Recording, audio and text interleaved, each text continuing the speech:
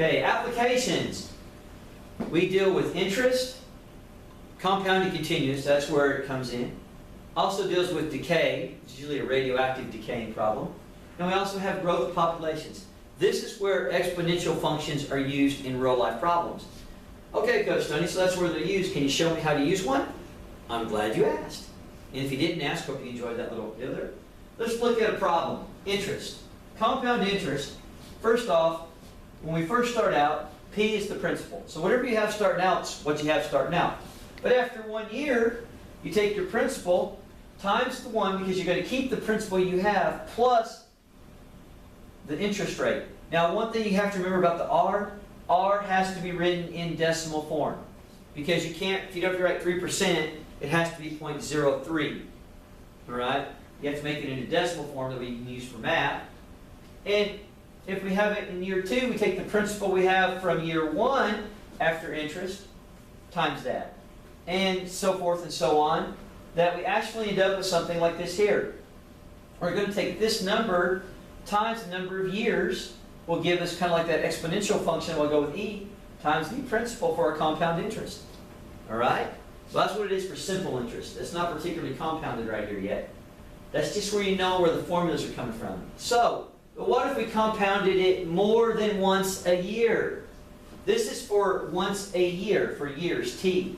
Well, basically, it's the same thing. You take the number of times you compound it times the T, but the interest rate is per year, so you have to divide the interest rate by the number of times you're compounding it.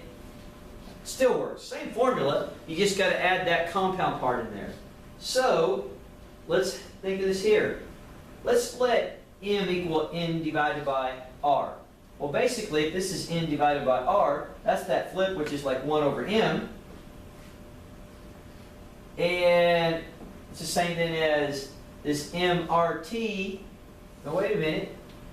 Which is the same thing as pulling the M into here. And what does this look like? That looks like, remember our formula for E? 1 plus 1 over x to the x power? Dun, dun, dun, dun, dun. So therefore, if it is continuous, you have a simpler formula. PERT. Now it's not really PERT air conditioner, but the principal times E times the rate times T because it is continuous. Right? Now I'm writing that down there so you know it, but here's what we're going to do. For compound interest, here's the actual problem. That was kind of a definition to explain it. T years, the balance A in the account, principal P, annual interest R in decimal form is given by the following formulas. Compounded is this formula, which I kind of talked about already. And if it's continuous, you'll use this because basically E is going on forever and ever. So, here's how we're going to use it in a problem. You need these two formulas. Make sure you have them written down. Actual problem. A total of $9,000 is invested at an interest rate of 2.5%. Compounded annually. Find the balance in the account after 5 years. Well, compounded annually means just once every year. So I take principal, which is 9,000, times the interest rate 2.5. But I need to make that into decimal, so make sure you use 0.025. Annually is done only once a year. All right, annually is once. So, and our T is 5 for 5 years. So now we're going to plug it in, like the nice colors showing up there. Notice my N is 1, my P is 9. R, but that's got to be into decimal. 0.25, N is 1 and T. Plug them in, plug them in. And guess what happens now?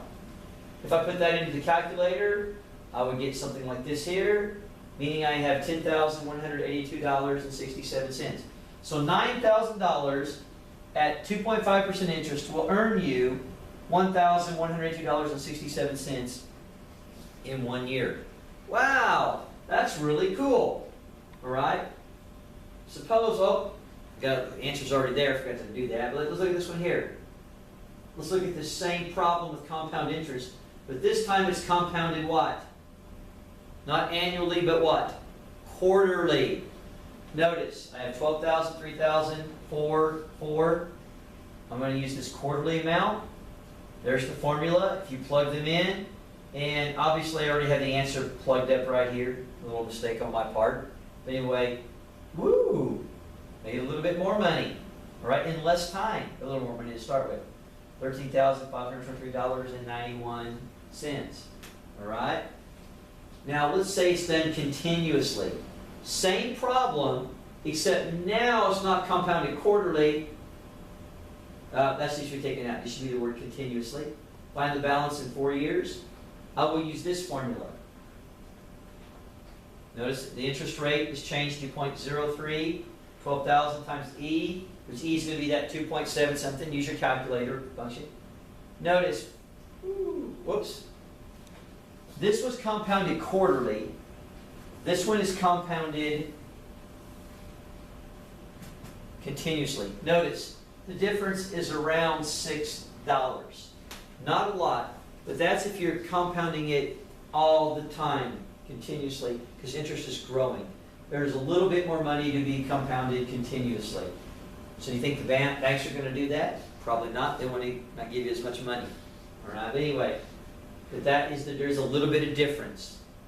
All right.